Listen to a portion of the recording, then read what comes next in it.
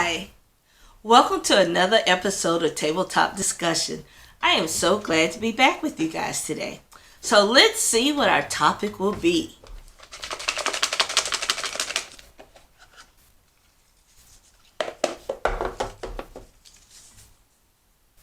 Do I strive to be all that I can be? That's a nice question. And of course, all of us have probably asked that question of ourselves. Do I strive to be all that I can be?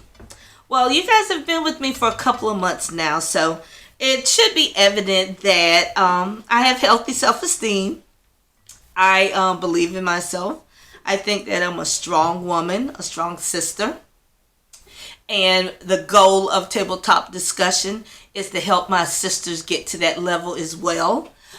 Through information, through conversation with the group when the group is together, to just topics that have been given to me by other women that they would like to hear discussed to get another point of view for themselves. So do I strive to be all that I can be? Initially, I will say, yes, of course I do. I strive to be the best that I can be. I can't help but do that because I was brought up to believe that. My parents pushed us to be the best, especially my father. He was like, do the best job that you could possibly do, no matter what it is. If it's sweeping the floor to managing a company, do the best job that you can do. And always be open to learn from others. So regardless of what I've done in my life, educational-wise, professional-wise, I truly stay open and I truly believe that I can learn something from everyone.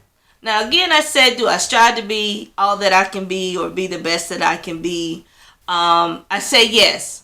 But to some of my sisters out there, including myself, sometimes there will be some self-doubt. Okay?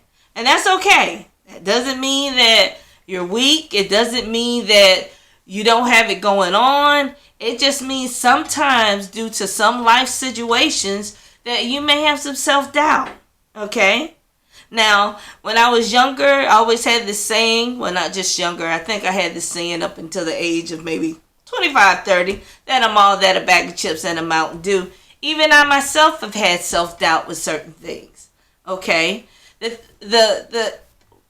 What we have to get to is how we handle that self-doubt.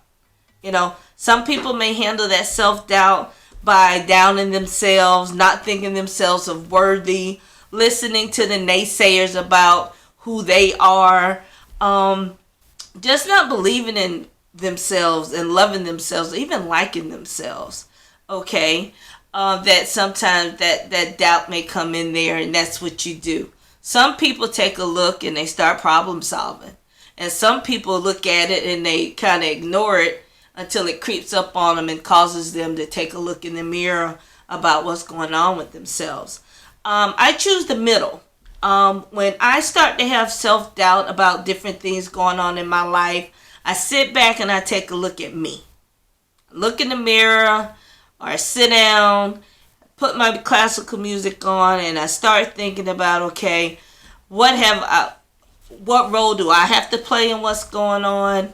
What role is beyond me, okay, that I have no power of? I'm sure that a lot of people have heard the serenity prayer, and I actually use that prayer in my life. Is God grant me the serenity to accept the things I cannot change, the courage to change the things that I can, and the wisdom to know the difference. That's a very powerful prayer, okay? So I'm going to repeat it again, and they have these sayings that you can get from Amazon. This prayer is on Amazon. You could type it up yourself to put in your office, or in your office at home, or on your phone, just as a reminder that we're all human and we're going to go through some things. It's all about how we handle the things that creep up in our life that will make us better. So again, that is, God grant me the serenity to accept the things I cannot change, the courage to change the things that I can, and the wisdom to know the difference. Again, that puts me in the middle. I sit back and I take a look at, what can I do about this? Some things are out of my control and I have to let that go. Okay? Sometimes that's hard for some people to do, is let things go. Sometimes, we pray about things. We ask for help from our higher power. and we put our hands back in it. That's when we mess it up. And I'm good at that. I mean, I can be honest about it. I'll ask for things, and then if I don't think things are moving quick enough for me, I intercede. Sometimes we have to step back, okay, and realize that we're not in control of everything. Now, my family, my sisters that you've met, they'll call me a control freak. I wouldn't call myself a control freak, but yes, I do like control. We all do. So let's be real about that. We all like control. We all like yeses and not nos. So I'm realistic about that. But I do sit back and I actually take a look at what role I played, what I can and can't change, and then putting forth an action plan for myself. Okay? We all have to put forth an action plan for ourselves. We have to identify the problem. We got to see what we can do about it. Then we take a look and see how well it worked. That's an action plan, okay? So I look at creating an action plan for myself. So yes, I've had self-doubt creep in, and yes, sometimes you ask these questions. Why is this happening to me? I'm a good person. I treat people well. I try to do the best that I can be. I try to be a great, community advocate, an advocate for my sisters out there through tabletop discussion. But yes, sometimes you will ask, why is this happening to me? What have I done? You know what I'm saying? Sometimes it's what the other person's done. And we're in the middle of it. But the thing is, we can get to the end if we stay patient. You pray to whoever your higher power may be. Okay? And you can get through this. My sister has a saying that she's always saying, my sister Kim, push. Pray until something happens. Okay? And that's true, So, I've learned how to incorporate that in my life as well. But the thing is, you can't allow that self-doubt to wallow. You can't wallow in it. Okay? Because I'm going to use an analogy of take a look of a pig. Pig like being in mud and his own feces and all this type of stuff, and they like to wallow. And they're comfortable in that wallowing. But the thing is, when you get comfortable in wallowing, you get dirty, and then sometimes it's hard to get up.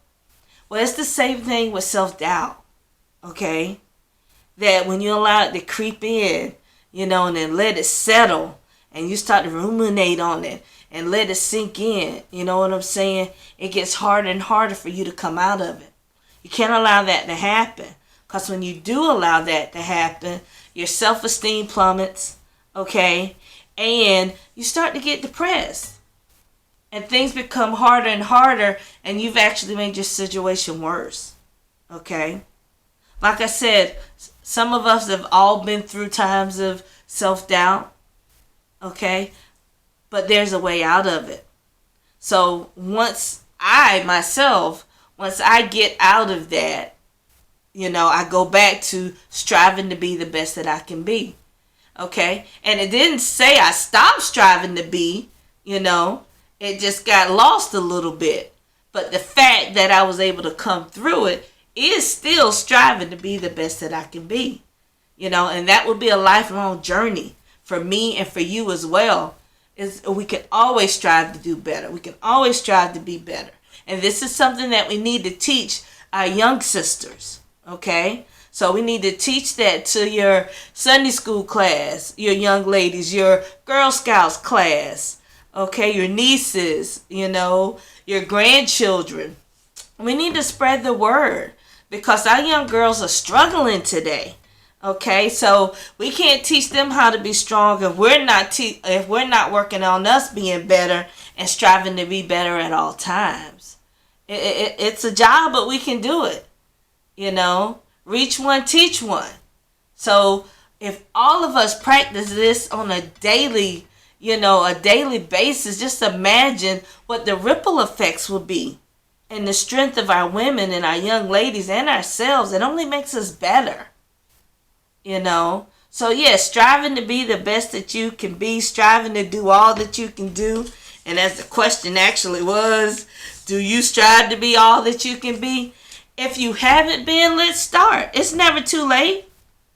It's never too late to go back to school. It's never too late to improve on yourself. It's never too late. Okay? It's late when you're no longer here. So you're here. So it's never too late to start working on you, bettering yourselves, helping others better themselves. So let's do it. Let's do it together. Okay? So remember, this is Tabletop Discussion. I'm Sister Ruth. You guys have a great afternoon, and I'll see you soon.